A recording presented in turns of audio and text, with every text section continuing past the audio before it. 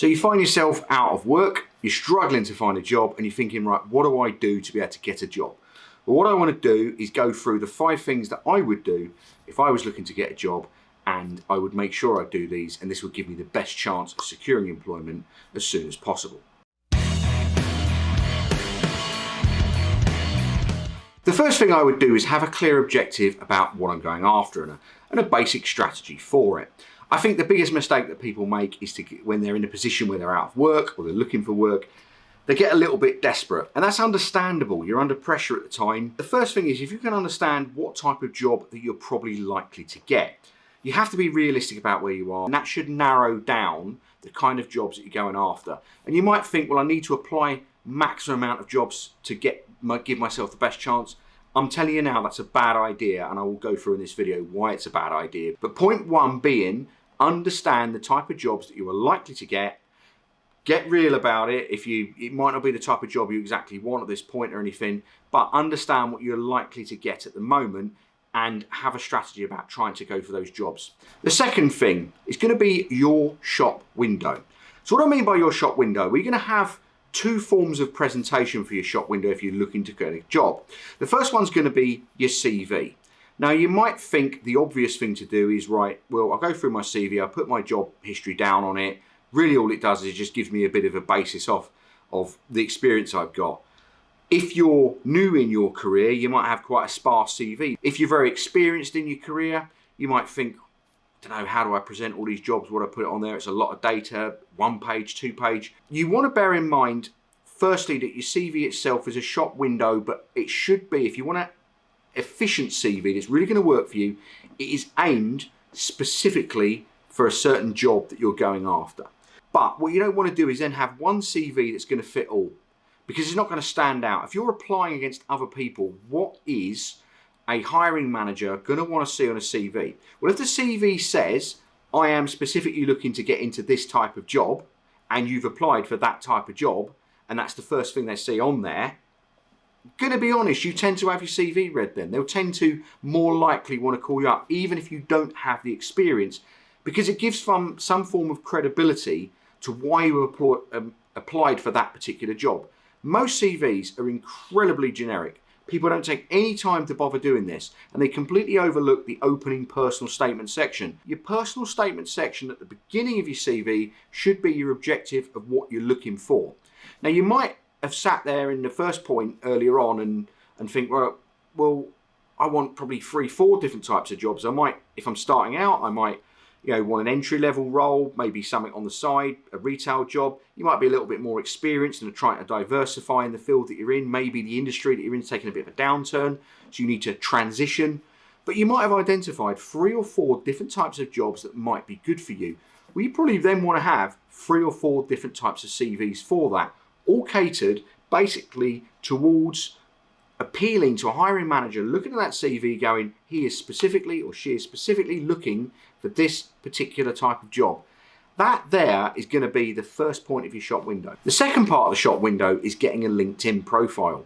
Now, if you've never used LinkedIn before, go onto it and basically make yourself a profile on there. But look at people who are at companies, maybe the type of companies that you're targeting, of what their LinkedIn profiles are like. Because if you've got a LinkedIn profile that denotes professionalism, you look like you've got a good clear image on there, there's a bit about you, you've taken a little bit of care and time to write it correctly, not specifically for jobs you're going for, but just a bit about yourself, it gives them an impression that you're someone that they would want to invest in. I touched on ATS systems, so applicant tracking systems.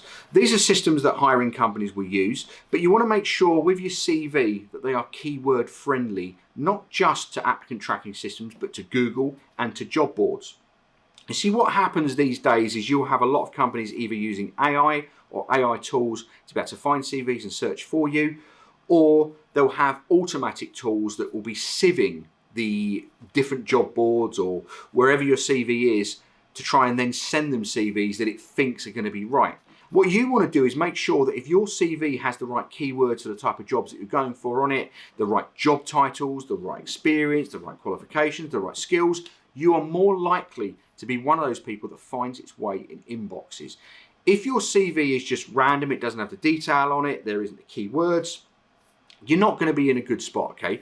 You do want to use AI on your CV to do this, and one of the ways you could do it is when you're basically either plugging your CV in or asking AI to write a basic CV that you might want to edit afterwards, you want to make sure that you ask it to be ATS friendly, Google search friendly, all of those things in your prompts for it, and it will take that into account in the way that it presents the CV. But with your CV as well, you don't just want to go, ChatGPT, make me a CV, here's my details, bang, go, and then use that.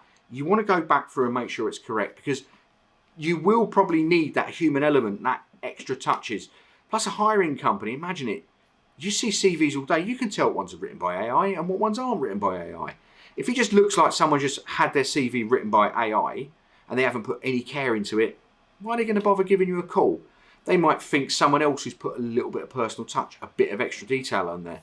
They're probably going to be that person. If they've got an extra mile on their CV, they might go an extra mile for me in terms of the job. So don't leave anything to chance. The fourth thing, do your homework. So know all of the jobs which you are realistically going to be able to go for in the area. You want to search all the job boards, okay? You want to search Indeed, Reed, Total Jobs, CV Library, Fish for Jobs, LinkedIn. You don't just want to be apply, and I'll go through why that is in a moment, really important.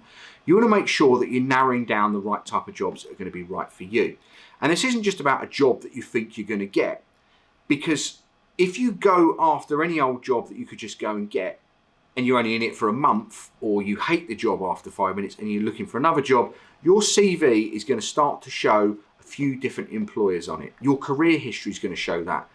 That's not great. Do you know what I mean? Companies don't want to be in a position where they're hiring people that have had a job every 6 months. They've got to put investment into you. Maybe they've paid a recruitment company to try and hire you.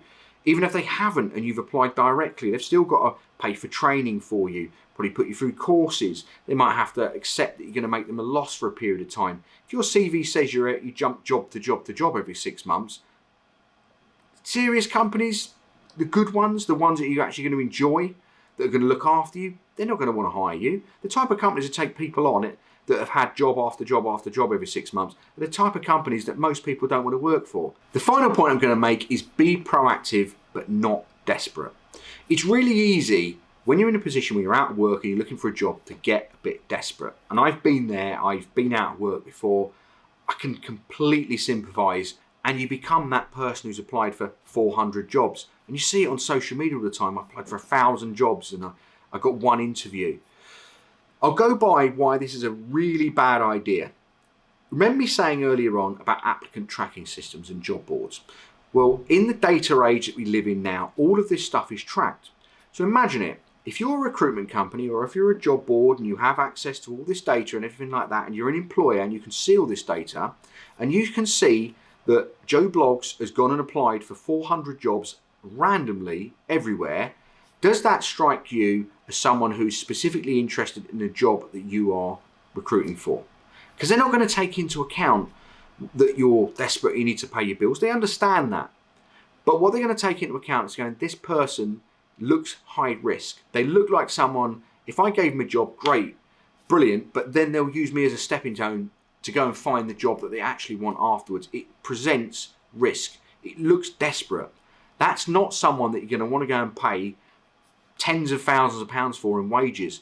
And in this day and age now, in 2026, the difficulty and the constraints on businesses to get their hiring and recruitment right, absolutely crucial, because it's so expensive to hire people now. You can't afford to take risks.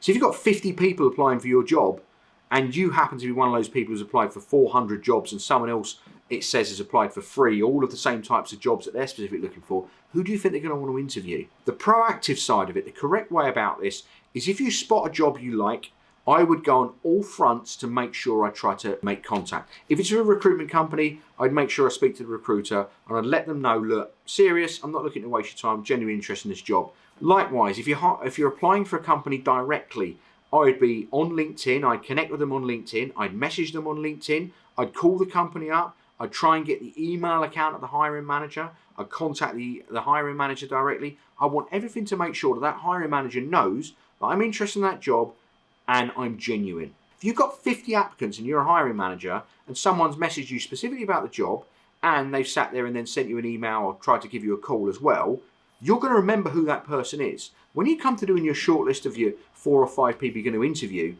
and you've had 50 people, you're very likely to pick the person who showed that genuine interest in it, who's been proactive.